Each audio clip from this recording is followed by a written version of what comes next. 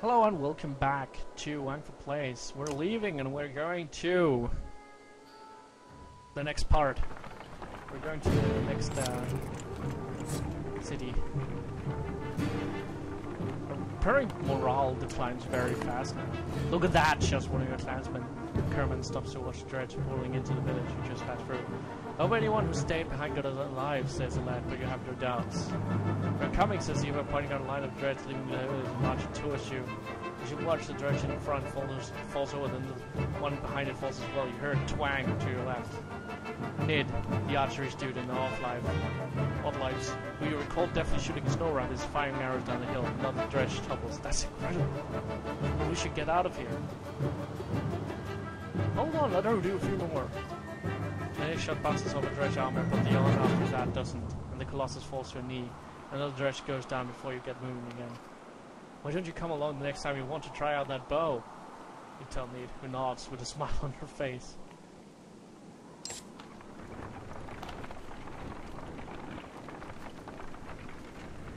She's like a natural talent, because she hasn't had nearly as much training as the rest of us.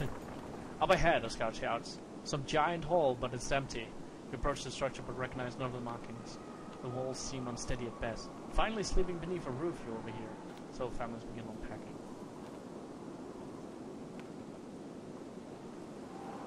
Look for any clues as to why it was abandoned.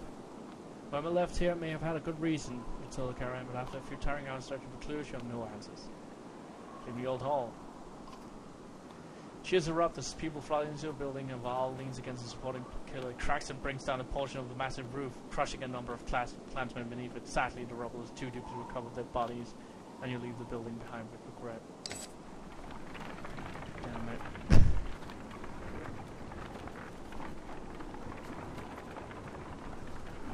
So it was because it was about to fall.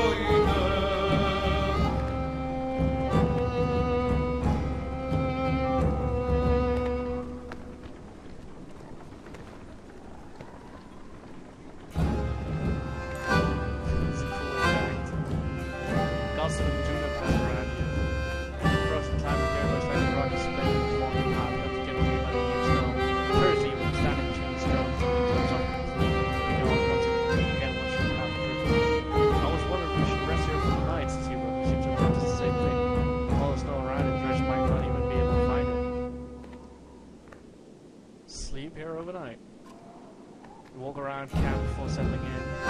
Along each side of Dundas massive gears come up the stock and turn your head to 200 meters.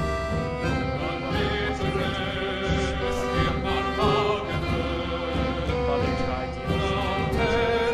donating formal preparations. Some of the places gave them beards and showed them the secrets of smithing, though many remember him just as fondly for teaching them games and songs of myth.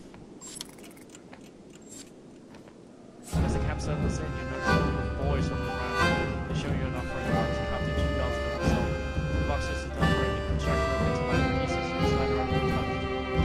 Can't get it open, it's like a puzzle. Boys take turns working on puzzle and get the attention of the structure. Though you don't seem to make much progress, eventually they can just hear onto the structure and a couple of determined youngsters. Keep working on the puzzle box. It's hard to know how long you spend sliding around the smooth puzzle pieces, but when people begin emerging from the tension, you're in trouble. Exhausted from a long sleepless night. But still, the box remains close to you. We're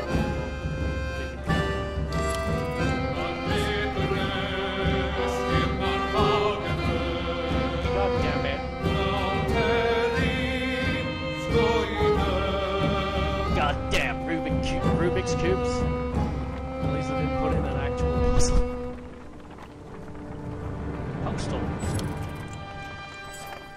Count, man and woman approach a caravan, hands held high. A word, friends! We are poor farmers down on our luck. We're outlaws, plain and simple. The woman hits him and says, we're outlaws, plain and simple. 10 of us will help you in a fight for some food up front. What are your crimes? Misunderstandings. Meat houses are confusing. Never know when you're drank your share.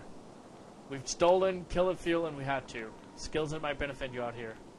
Join us? Two quickly shuffled to supply wagon as 8 more bandits emerge from the wilderness. They gorge themselves on salted fish and cheese, taking time to fang and refang. After eating, they politely keep to themselves. Okay.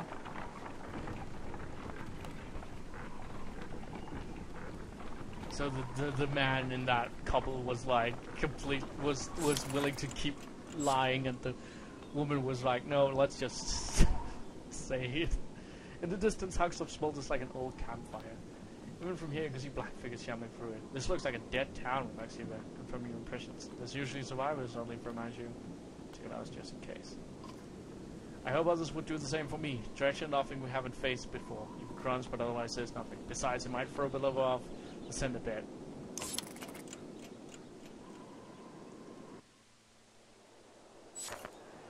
As soon as you stepped into a foot in small town, you think you've made a mistake. It's thoroughly littered with corpses. Within moments, dirge upon you as though you stirred up a grand green hornet's nest. Draw your weapons. Ah, no! Damn it. Okay.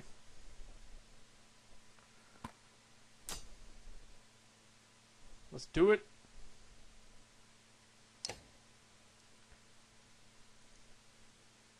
Fucking dredge.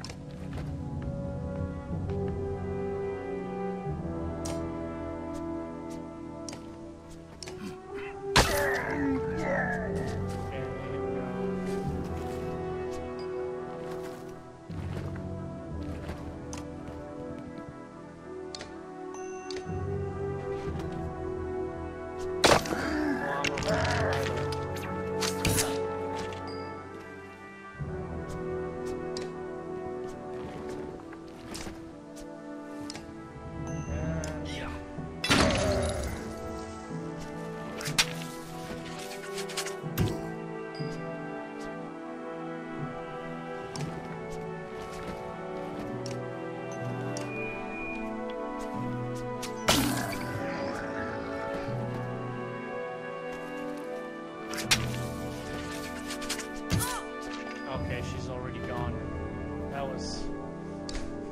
That happened.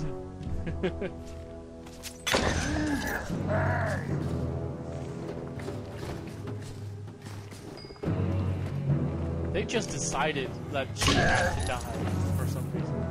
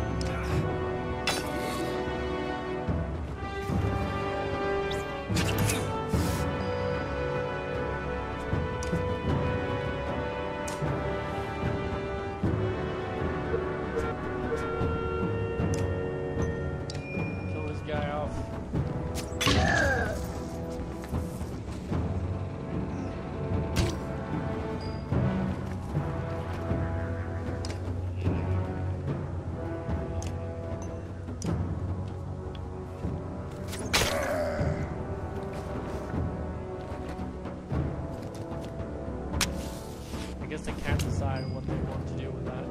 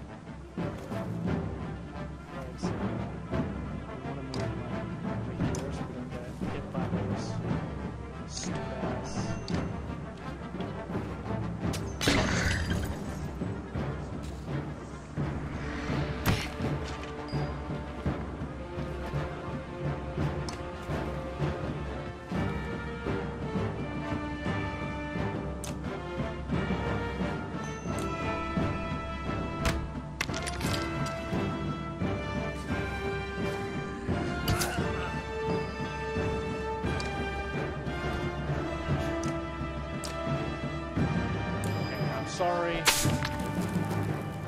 You're gonna get hit by this. Huh. I thought you would get hit by that. Alright, well, get rid of this guy.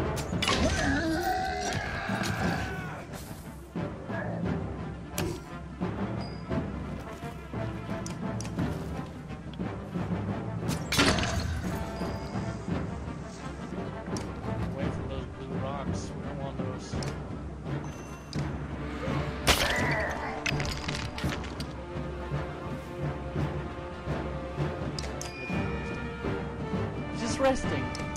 Wonderful plumage, isn't it?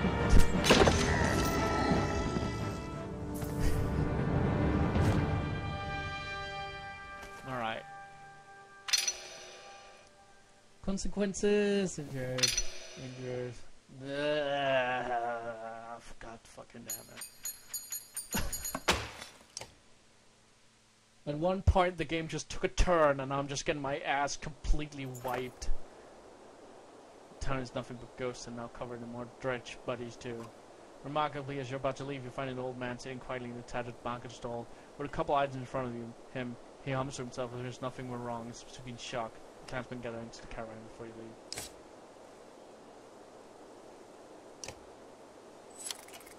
Yeah.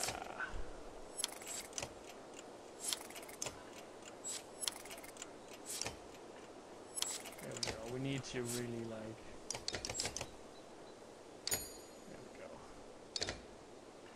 Maybe talk to Nid, is that her name? I don't know if we've ever spoken. I'm Nid, you're Rook, I know. We've actually been traveling together for a long time. Isn't it strange how you can be so close to people and not know them? Every day I pass people I swear I've never seen before. I wanted to thank you for letting me join you. Have you always been such a good shot? Honestly, I never even tried before it made me. I spent my whole life making clothes, cleaning. My life's good, but I don't think it was all her doing. It feels right. I just look where I wanted to go. In a way, I feel better. A caravan, the people worrying all day and making problems. Sometimes they really stew in their misery. I'm glad I can do something helpful. Where are you from? I don't think you're from Saga. I know most of the people there. No, I had a house in Frostweather. We were driven out when the dredge studies show up. My husband died trying to protect our home. My sons and I were thrown onto the fields. I'm sorry. Eagle's men killed my husband, now Eagle's driving with us. For a long time I was angry. Why did he get to live? Why did you decide for the rest of us? Look away momentarily, not sure what to say. But I've let it go. I have 3 sons and I don't want them to grow up with hatred in their hearts. Hatred in their hearts. That's why I wanted to thank you. Consider your response. You're welcome. I should be going. Don't think anything of it. We'll have our own problems to deal with. Let me know if you need me to put an arrow in something. She returns to her tent where her boys are waiting for her. Yeah, I continue to have second thoughts about Egil, but he hasn't really made himself... Like, he kind of made himself scarce, so... Like, he hasn't really drawn attention to himself. Poor Hawkstalk, though. Hawkstalk. weird that you would know the village name of these small villages, considering how small they are. Like, that you would know the villages of it. Woman's double screams failed to overly concern anyone. It was only a matter of time before the expected mother gave birth. Caravan is simply excited to be the first sign of new life since the trip began. Congratulate the new parents privately. Discreetly make your way to the family's tent amidst cheerful clansmen and give your most heartfelt congratulations to the parents, telling them how strong the young boy looks. The mother cries to the father thanking him repeatedly. Aww.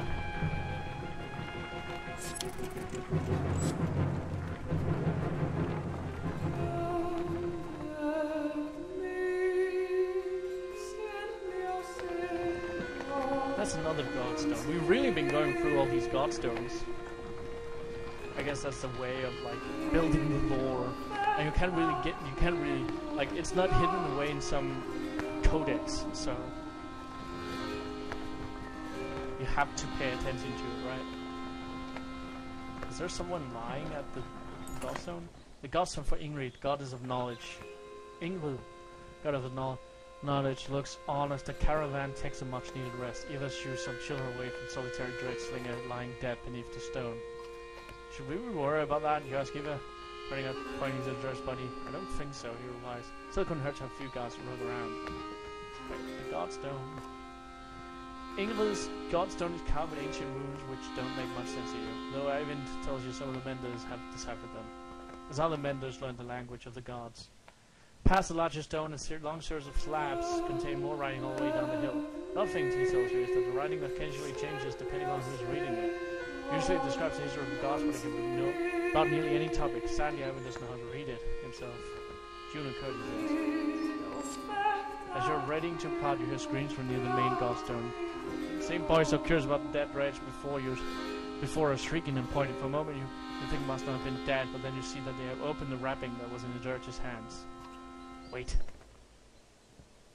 This says he with his arms across his chest. This should be seen. Get everyone away! The chill sweeps over you. A lead pushed past him. Stop! Shouts Eva.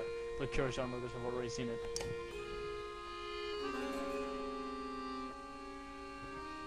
Leave it.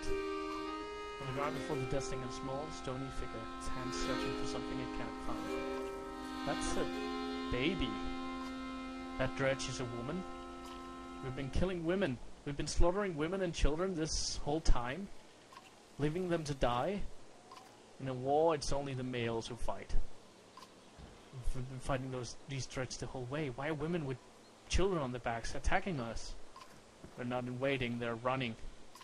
Everyone stops dead in their tracks. The entire caravan is gathered around, aghast. When I spoke to Juno, she told me something was coming. She didn't know that. The darkness, something black is covering the world. The dredge are running from it just as we are running from them. The serpent, the quake is all beginning of the end. Even you knew. Why? Why didn't you say something? Eva? When I was young, I killed one of the Sunda during the Second Great War. We called it race. Every time we built, we would build our defenses, it would flatter them and push us back again. I became separated from the rest of the Val and stumbled upon Ray deep in the snowstorm, alone. She was nursing.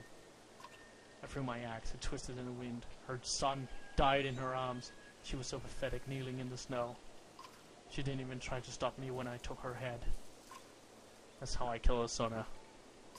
When I found my way to Grofheim, the Val wanted me to make me Kenna next to be king. I left. Walked until I ended up in Skoga, where no one knew what I had done. The only sound is the wind blowing through the trees.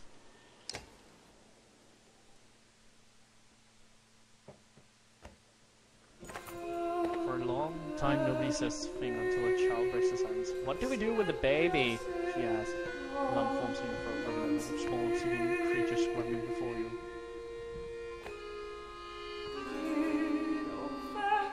Take it with you. You argue strongly for showing mercy and humanity. Some of the women in the caravan hesitantly agreed to take in the dread infant. Others are furious about bringing it along. No, long afterwards, one of the women comes to you, swaddling. Its swaddling was being held by this, she says, giving you a hairpin that looks distinctly undredged-like. An inscription on silver almost slips your nose. Persevere. From the goddess herself, if you ask me, the woman tells you. A dredge baby! A dredge baby! So they can have kids. So Val are the only race that can't have kids. They're created by the god. That's weird.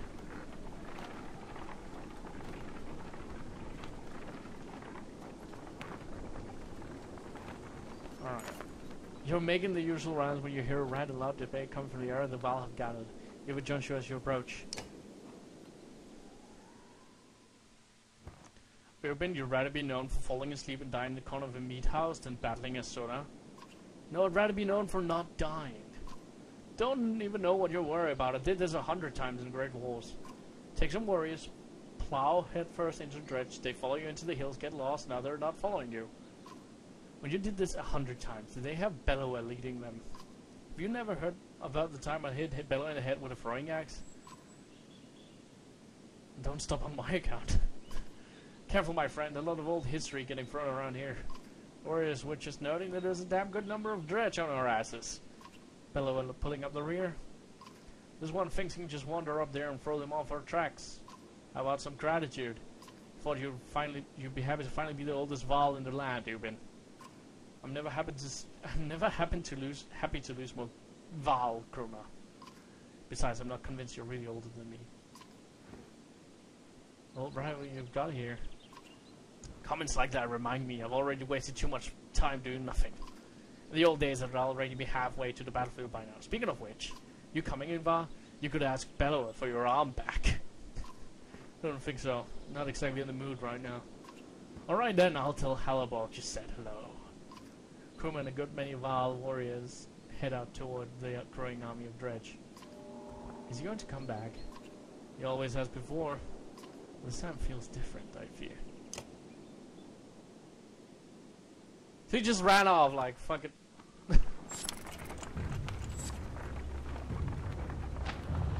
I'll tell Satan we said hello. You said hello, like, goddamn, okay. Well, thank you for watching this episode of Anger Please. I hope you enjoyed it. I hope you join me next time for more shenanigans. Until then, bye.